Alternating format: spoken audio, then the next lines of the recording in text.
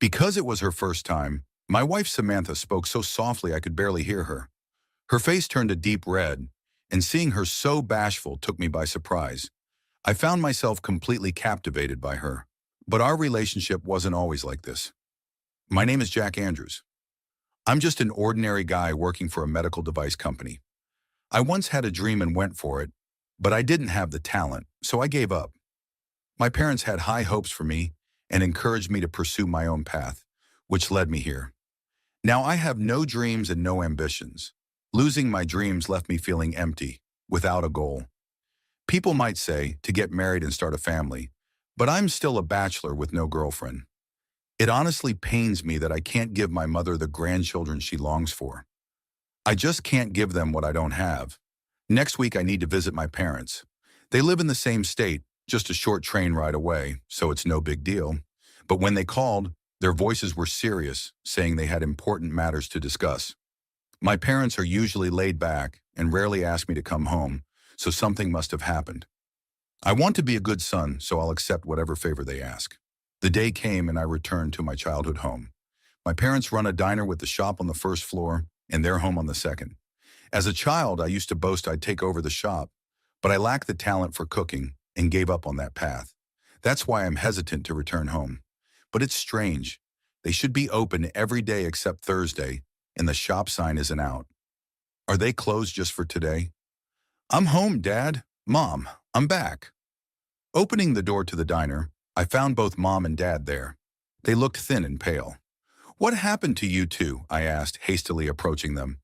They explained the situation with heads bowed. A family restaurant opened nearby, and our diner started losing customers. They tried their best to bounce back, but the customers only dwindled.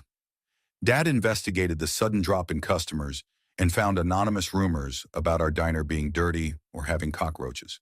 Despite their efforts, business sales continued to decline, and they ended up in debt, making it impossible to keep the diner open. Even if they close the diner, the debt remains. Worst case, they might have to sell our home. We're sorry if you lose your home too, Dad said, tears of frustration in his eyes. His voice was shaking, and I had never seen him like this. Can't something be done, at least about the debt? I asked. The debt is $80,000. We're looking for a place to get a loan, Dad replied, hanging his head. He must have done all he could, but without any solutions, he confessed to me. In desperation, I turned my gaze to Mom. Mom, can't you ask for help from your friends? Well, I did talk to them. Actually, one of my friends mentioned she might be able to help, but there is a condition. I leaned in, eager to hear more. Regardless of what the condition was, it was worth listening if help was on the table. Yet Mom kept her head down, hesitant to elaborate. Encouraged by Dad, Mom finally broke her silence. The condition is she proposed marriage to her daughter. What? You know I used to go to the flower arrangement class, right? That's where I met her. Her husband is a CEO of a leading company, and their daughter apparently doesn't have anyone she's seeing. According to Mom, this daughter Samantha is shy and hasn't been able to find a partner, even though she wants to get married. This friend of mine seems to be very family-oriented and said she would be willing to help us out if I marry Samantha and become part of their family. But Jack has the right to choose his own partner. I don't want to deprive you of your future because of our debts. No, I'll take the deal. I told my decision to my worried mother. I couldn't take over the family business. I couldn't protect this place that had always been precious to me since I was born. So if getting married is what it takes to save the business, I'll do it. And after all, she's a CEO's daughter. It's a rare opportunity for an ordinary guy like me to have a connection with someone like that. There was a part of me that thought it was a lucky break, the chance to help the business and maybe gain a partner and some connections. There weren't many downsides for me, so I decided to go ahead with it. But I see why she's not finding a husband. The day I met with Samantha, that was the thought running through my mind. She must be shy indeed. Her gaze occasionally wandered away, like she couldn't look directly at me. On the other hand, I couldn't take my eyes off of Samantha. Well, to be more accurate, off her figure. Her double chin was so prominent that it looked like she didn't have a neck. And not just her neck, she didn't have a waistline. Typically, even average-sized women have some curves, but Samantha had none. If I were to compare her shape to something, it would be to a certain blue feline-shaped robot from the future. I don't like to criticize people's appearances, but I have to admit she had a strong impact. If you ask me if I wanted to marry her, I'd say no without hesitation. But I am not in the position to say that right now. Nice to meet you. I'm Samantha. I'm Jack. Pleasure to meet you. Samantha shyly responded and made her greeting. I also nodded in response, and after discussing, we officially became engaged. A month later, we got married and officially became a couple. There was some discussion about living together, but marriage was a non-negotiable condition for repaying the debt. I had no reason to refuse. Perhaps understanding the situation, Samantha suggested that we don't force ourselves to live like a typical married couple, but come together in our own way. So we ended up sharing a bedroom, but not a bed. The so-called wedding night has not yet taken place.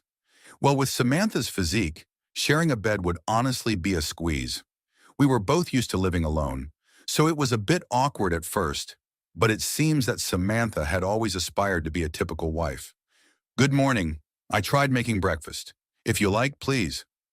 Just before I left for work, Samantha, who had gotten up early, had prepared breakfast. Chicken soup, fish, and omelet. It was a hearty meal. The aroma of the food tickled my nostrils, stimulating my empty stomach. This is delicious. Even though I quit, I once aspired to be a chef. I have a discerning palate for food, so I can say with confidence Samantha's soup is truly delicious. And it's not just the soup. The seasoning of the fish is just right. And the omelet, its color, shape, and taste are all perfect. The quality is as good as any restaurant. This is amazing. It must have been tough to make breakfast of this level, right? It's delicious. I was so engrossed in my breakfast, Samantha's face gradually turned red. I'm glad. Be confident. I'm a diner's owner's son, after all. Samantha, you're a great cook. With that, I finished my meal, not hiding my genuine opinion. Samantha shyly hid her face behind the tray she was holding. Well, I've never served my homemade food to anyone before.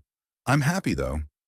She appeared extremely shy, but seeing Samantha genuinely happy was adorable. They say don't judge a book by its cover, and that might be true. Samantha, aside from her looks, has a very playful and adorable personality. She's so domestic that you'd forget she's a CEO's daughter, and she almost flawlessly manages household chores, except it seems like she's not very good at doing laundry. The other day, she ended up turning all my shirts blue. She seems to still be getting used to sorting by colors. I'm sorry. They've turned completely blue, haven't they? I've made that mistake before, too. A mistake that would depress me if I had made it somehow becomes forgivable when Samantha does it. I slowly fell in love with Samantha. At first, I wasn't sure what was going to happen, but by the time we had been living together for 6 months, what am I going to do? The doctor said I might not be able to have a baby. One day, Samantha came home crying. Apparently, something had come up during her health checkup. I can guess why. I don't necessarily expect us to have children, so don't cry so much. But with my current figure, you won't be able to hold me, Jack. I choked up emotionally. I am perfectly able to love Samantha, but it's pretty tough with her 200 pounds figure. While I was struggling for words, Samantha seemed to make up her mind, looking at me determinedly. I've decided. I'm going on a diet. I want to live a long life, and I want children. Also, I want to walk proudly by your side, Jack. I can't stop Samantha, who says this while blushing. Samantha made up her mind, and thus she began her diet. Exercise is good for health, so I also joined her in the effort.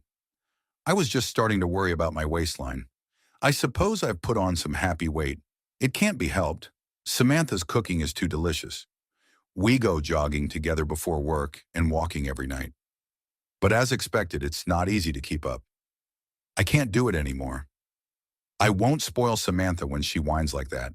This was a promise between me and Samantha. If she felt like giving up, I would be there to support her. So when Samantha looked ready to give up, I proposed something. Hey, Samantha, I have a suggestion. What is it? How about we buy a dress? Here's my idea. I will buy the dress that Samantha wants to wear the most right now, and Samantha will work hard on her diet so that she can wear that dress. It's easier for people to have a goal in front of them. That might be a great idea. I've never worn a dress before. Samantha was on board with the idea. Additionally, we decided to separate our bedrooms. This was because Samantha wanted to do stretches and yoga at night. "If I'm being watched, it's embarrassing," she said. "If she makes a request like that, when do you want to fulfill it?" And so, Samantha continued to put forth great effort. Half a year later, by the time we were married for a year, Samantha had become astonishingly beautiful. I hadn't realized it because she was overweight, but she originally had a good figure. With her chest and butt standing out and her waist slimmed down, Samantha, now with a great figure, looked like a different person. Her weight dropped to the goal weight of 117 pounds, and Samantha came running to me beaming with joy. "Jack, I'm going to try on that dress today." "Really? I'm going to change in the bedroom. Wait for me here." With that, Samantha headed to her bedroom. The bedroom, come to think of it, for the past year, we haven't slept in the same bed, had we? With the way Samantha is now, we could probably share a bed. In fact, isn't this the first time I've been allowed into her bedroom since she lost weight? Thinking like that, it felt almost like our wedding night. After all, Samantha had always strictly kept me out of her bedroom. "It's your first time in my room, isn't it?" "Ha ha ha ha. I'm looking forward to our first night." My heart skipped a beat, wondering for a moment if I'd accidentally voiced my thoughts. As if she had read my mind, Samantha laughed. "I'll be changed," and shut the bedroom door. After a year together, we were comfortable enough to joke around like that, but her shyness hasn't changed. Just before she shut the door, I caught a glimpse of her blushing ears. After a little while, I put it on and came in. Upon Samantha's invitation, I entered the bedroom. "This is my first time wearing a dress. How do I look?" There stood Samantha, blushing yet gracefully wearing the red dress I'd bought. She looked stunning, her beauty resembling that of a goddess. I was left dumbstruck. "This is incredible. You look stunning," were the only commonplace words I could muster up. Samantha was that beautiful. She was enchanting and alluring, yet despite her appeal, she was blushing and fidgeting adorably. "Do I look weird?" "Not at all. You're beyond beautiful." "Really? Truly?" "Yeah, I'd rather not have you walk around outside like that, though." Upon hearing that, Samantha chuckled happily. "Oh, stop it, but I'm flattered. I'm just telling the truth. I mean, what if some strange guy comes over?" I muttered, a hint of anxiety in my voice. Samantha, in all her beauty, smiled. "In that case, you'll protect me, won't you?" Her blush was so very Samantha-like, and I chuckled in response. I resolved in my heart to protect Samantha at all costs and gently closed the bedroom door. From then on, time continued to pass. Believe it or not, I took over my dad's restaurant. Quitting my job and paying off the debt was one thing, but it was no easy task to bring a reputation-damaged restaurant back to life. But now we've transformed into a popular restaurant with lines from the morning. "Jack, take this to table 5. "Got it." "Samantha, how's the meal for table 8? "It's almost ready." Yes, it's Samantha in the kitchen now. When I explained the situation of the restaurant, Samantha said she wanted someone to try her cooking, given the lack of popularity. "Jack, you praise my cooking, right?" That gave me confidence. To be honest, I was convinced that if Samantha cooked for the restaurant, it would surely succeed. That's how much I trust Samantha's cooking skills. She's always loved cooking. She even admitted to gaining weight from eating too much of her own cooking. That's actually an ideal skill for running a diner. Even though the customer traffic had dwindled, it wasn't zero. I pleaded with our regulars to try Samantha's cooking. Her culinary skills were soon recognized, and customers started to return. In fact, some people even come in daily to eat. I help out in the kitchen, but primarily I handle the management and front of house work, creating a place where Samantha can fully utilize her talents. That's my job. I'm home. The restaurant door creaked open around the evening. It was still early for dinner, so there weren't many customers. Into this quiet scene entered a boy carrying a backpack. "Welcome back, Jake." "Dad, I'm hungry. Ask your mom to make something." "Yes." The elementary school boy who just walked in is Jake, me and Samantha's son. Actually, after Samantha's successful diet, she got pregnant and gave birth to a healthy baby boy. "Mom, can you make something?" "Oh, you really ate a lot, don't you? Just wait a bit." Our son, nagging for food because he's hungry, calls out to the kitchen. Watching the scene, I can't help but smile. Right now, I'm happy. I have my loving wife, my adorable son, and I get to live with them both in the restaurant. I've always wanted to protect Samantha, and it's crude to say, but we married because of the debt. It's probably not what you call a good match, but I can say this from the bottom of my heart. I'm glad I married you. How did you find that? Your subscription to the channel really motivates us to keep producing.